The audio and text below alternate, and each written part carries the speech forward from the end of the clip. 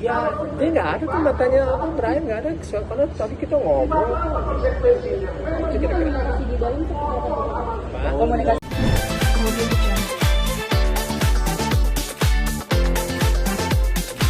Oke. Baik, terima kasih teman-teman yang udah tunggu selama proses gitu ya, dan kemudian saat soal barusan. Jadi tadi itu persidangan kita menghadirkan soal saksi fakta gitu.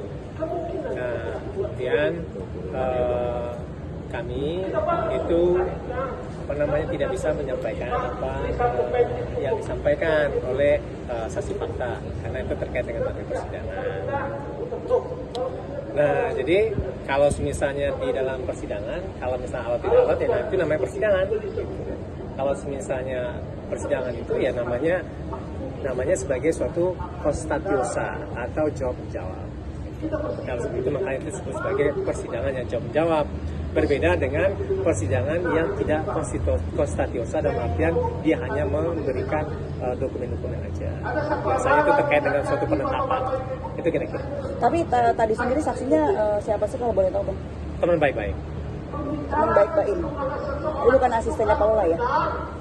Jadi di dalam juga sempat ribut-ribut. Oh enggak, kan bilang itu kan konstatiosa, artinya itu jawab-jawab. Ya. Tapi Paula tadi pulang dengan nada senang. Enggak ada dia nangis kok. Siapa yang bilang enggak ada? Nah, apa namanya dia ya dia nggak ada tuh matanya apa Brian nggak ada karena tadi kita ngobrol. Itu kira-kira. Di Bali seperti apa? Pak? Komunikasi di dalam sama Baik, dua arah, dan itu difasilitasi sama hakim, majelis hakim. Nah itu memang hakim itu kan fungsinya untuk ada tata tertib persidangan gitu kan, satu ngomong satu enggak gitu aja sebenarnya. Nah itu apa dialogis kok. Kalau mengenai KDRT seperti Apanya? apa? Itu tidak terbuka, dugaannya itu tidak terbukti dan menurut kabar burung juga Paula membuat video permintaan maaf untuk KM karena telah. Saya tidak menjawab itu karena ada materi persidangan, gitu ya. Nah, karena ini kan persidangan perceraian dan itu kan sudah tertutup itu untuk memberikan privasi pada masing-masing pihak, gitu ya. Nah, kemudian kami itu mendatangkan orang ahli yang qualified. Sedari awal kan kami mengatakan bahwa yang namanya bukti elektronik itu harus kredibel. Dan itu bisa jadi dikatakan sebagai suatu yang otentik gitu. Itu sebenarnya kami ingin mendalilkan itu bahwa yang namanya bukti elektronik itu harus kredibel, harus otentik. Kalau misalnya nggak begitu, dia tidak valid, tidak boleh dipertimbangkan dalam proses persidangan.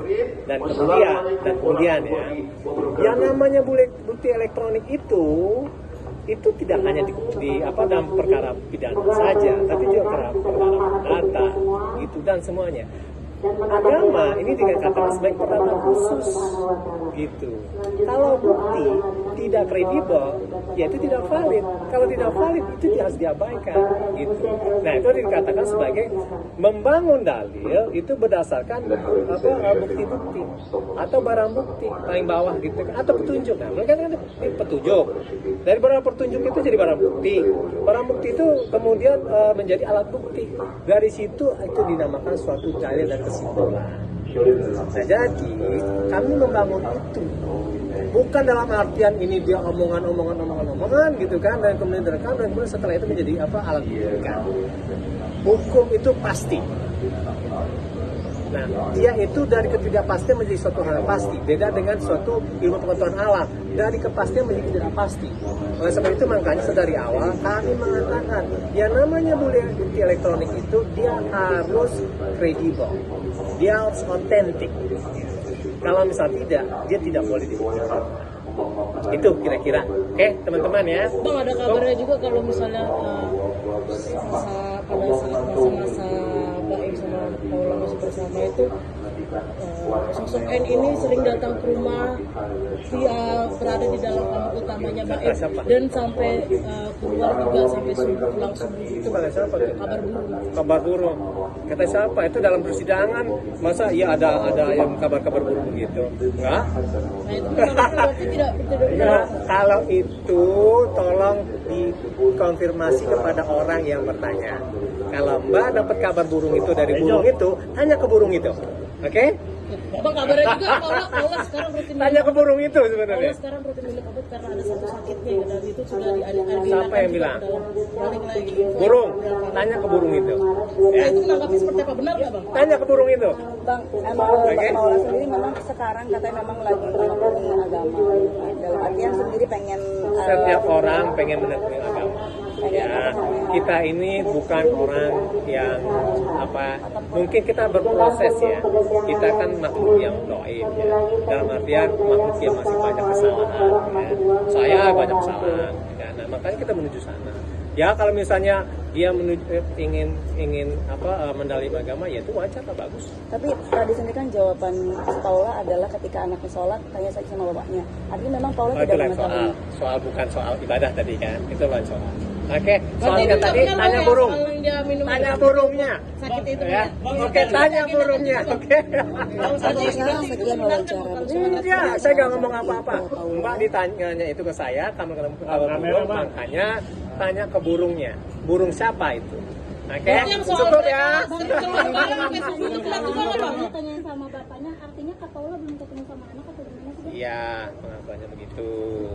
Nah, dia tuh pengen ada semacam pembagian waktu lah, agar dia bisa bersama dengan anak. Bang, ini kan bisa dikatakan hanya bayinya saja yang Baim rumahnya kebanjiran, anak-anak diungsi. Wah, saya nggak tahu itu, tanya Baim itu. Itu tanya Baim, bukan tanya burung. Ya. Bang, ini kan Paula kan tidak pernah mengetahui perkembangan anaknya. Katanya memang Paula nggak pernah excited untuk ambil anaknya. Benar nggak sih Bang? Kata siapa? Kata pengacaranya Mbak Im. Oh, kata Pami. Ya. Tapi yang pergi subuh itu Tanya Pami. ada visumnya juga nggak bang kalau itu KDRT bang? Yang jelas kami itu kalau dalam persidangan itu pengen semuanya itu kredibel. Udah gitu. Tapi kan itu kan ada dugaan KDRT, ada hasil visumnya juga nggak bang dari rumah sakit gitu dan lain-lain. Ya, kami cuma ingin menghadirkan ahli yang kredibel, gitu. Katanya kalau ada visum itu harus ada laporan dulu Bang. Harus laporan dulu ke Polda segala macam Bang. Ke polisi atau ke pihak yang ya masa nggak ada laporan tiba-tiba dugaan KDRT itu Enggak. Ini umum ya. Ini sangat umum gitu ya. Satu, kalau semisal bukti untuk persidangan perdata, dia harus kredibel. Kan? Nah, ketika ada dugaan suatu tindak pidana, gitu kan, seorang warga negara, dia akan meminta perwakilan negara. Siapa dia? Polisi. Gitu. Untuk apa? Untuk membuktikan bahwa di situ ada dugaan tindak pidana atau tidak. Dan kemudian menemukan orang yang melakukan dugaan pidana. Ya, begitu ya. Jadi di situ ada dua hal yang berbeda. Tapi alasnya sama. Alasnya apa? Bukti itu harus kredibel. Gitu. Bukti itu harus kredibel. ya, tapi kan Kalau misalnya misalnya tidak kredibel itu tidak diperhitungkan. Nah, terkait dengan misalnya ada peristiwa pidana gitu kan, nanti yang namanya polisi sebagai penyelidik dan penyidik itu yang akan membuktikannya gitu. Nah, sekarang kami ini kan dalam konteks perdata, khususnya pada saat ini. Oke, tapi kan kalau nggak ada RT gitu bukan harus ada visum gitu kan ya? Itu sudah cukup kuat atau belum sih bang? Ya itu kan kalau misal teman-teman bilang begitu, saya kan nggak ngomong begitu. Oke? Ada nggak bang? Ada indikasi untuk itu? Itu apa? Oke, pemirsa sekian liputan persidangan lanjutan perceraian Mbak Im dan Paula. Jangan lupa saksikan Star Update. Terima kasih.